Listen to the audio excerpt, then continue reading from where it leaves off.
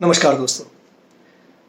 आजकल जिस तरह के देश के हालात हैं उनमें कांग्रेस की कार्यशैली और बीजेपी की कार्यशैली को लेकर बहुत बहस होती रहती है कि दोनों के सत्ता संचालन में क्या फ़र्क है। दरअसल यदि हम दोनों पार्टियों के विचारधारा के अंतर को समझ लें तो हमारे लिए ये समझना आसान हो जाएगा कि कौन सी पार्टी सत्ता में होने पे किस तरह से व्यवहार करती है या सत्ता का संचालन करती है।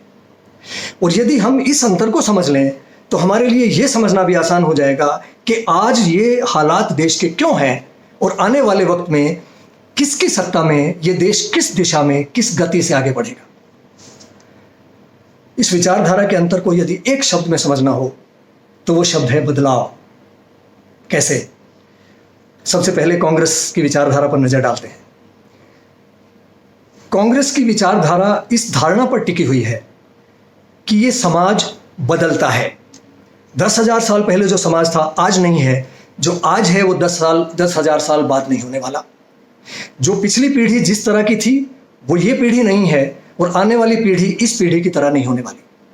जो कल था आज नहीं है और जो आज है वो पूरी तरह से सेम, पूरी तरह से वैसा कल नहीं होने वाला। यानी समाज बदलता है, इसी के अनुसार उसके सोचने का तरीका बदलता है, उसकी इच्छाएं आकांक्षाएं बदलती हैं, उसकी ज़रूरतें बदलती हैं और इसीलिए सत्ता का संचालन भी उन्हीं आकांक्षाओं और उन ज़रूरतों के हिसाब से बदलना चाहिए।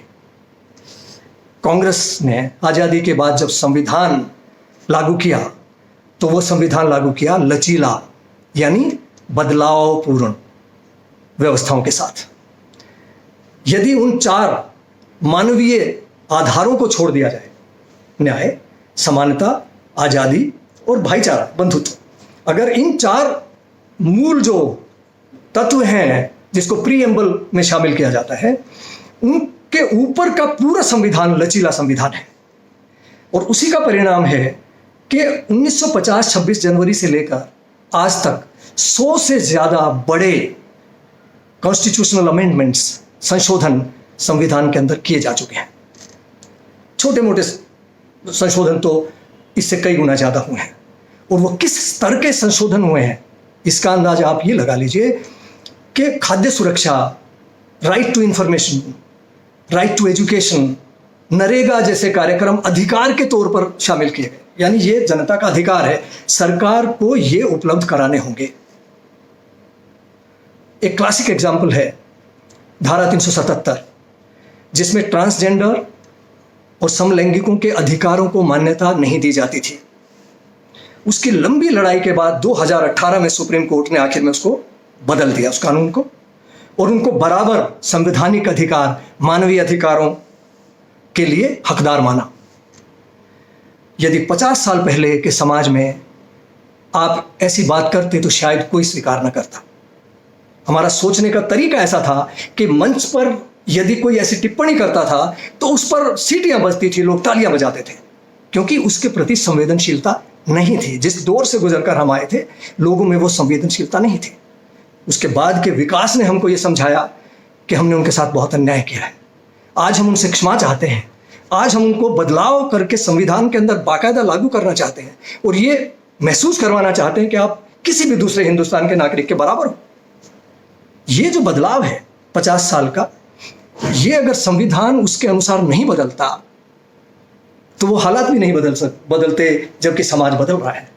तो कांग्रेस का दिया हुआ ये सत्ता संचालन का इंस्ट्रूमेंट, औजार, जिसको संविधान कहते हैं, वो लचीला है क्योंकि कांग्रेस की विचारधारा परिवर्तनशीलता में विश्वास करती है, बदलाव में विश्वास करती है। दूसरी ओर भारतीय जनता पार्टी की विचारधारा किस चीज में विश्वास करती है?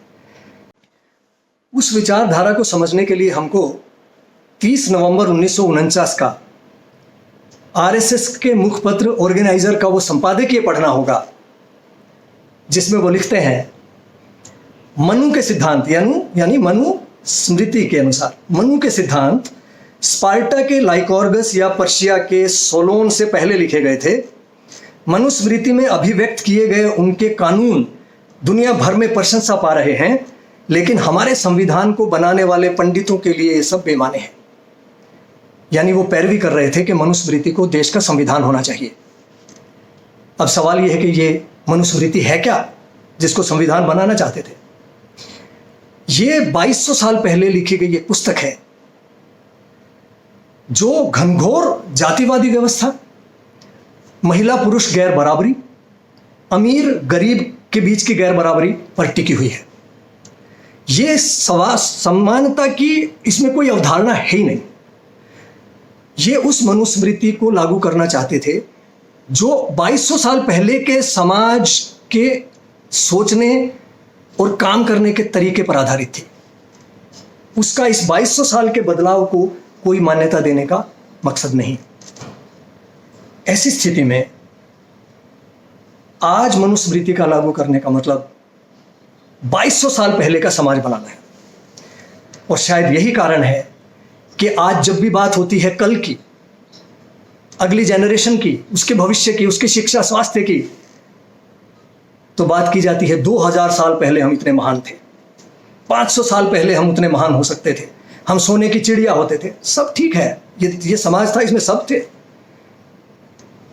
लेकिन कल की बात कीजिए, भविष्य की बात कीजिए, ये समाज जो बदल रहा है उसके अनुसार आप क्या करने वाले हैं उसकी बात कीजिए। आने वाली जनरेशन्स के रोजगार की, पढ़ाई की, शिक्षा की, स्वास्थ्य की बात कीजिए। वो नहीं करेंगे क्योंकि वो अवधारणा 2200 साल पहले की सोच पर टिकी हुई मनुस्मृति पर स्थापित है। ये बदलाव को मान्यता ना देने की सोच आज जो कुछ समाज में हो रहा है उसके लिए जिम्मेदार है।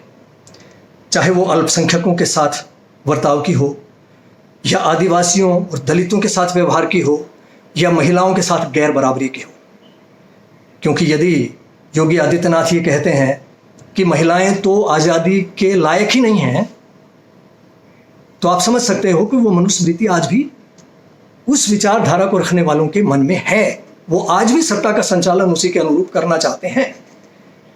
तो ये जो अंतर है कि आप बदलाव को मान्यता दे रहे हैं कि नहीं, आप बदलते हुए समाज की ज़रूरतों के अनुसार सत्ता संचालन करना चाहते हैं, या उसी तरह की व्यवस्था में जिसमें नियंत्रण उसका मूल सूत्र होता था उसी के अनुसार सत्ता संचालन करना चाहते हैं, ये तय होता है। तो ये जो एक अंतर है कि आप बदलाव को मान्यता देते हैं कि आप उसी 2000 साल पहले के जीवन शैली को स्थापित करना चाहते हैं, उसी में गौरवान्वित महसूस करना चाहते हैं। ये तय करेगा कि आपकी कार्यशैली कैसी होगी, इस देश के हालात कैसे होंगे, आने वाली जनरेशन की जिंदगी कैसी होगी। धन्यवाद।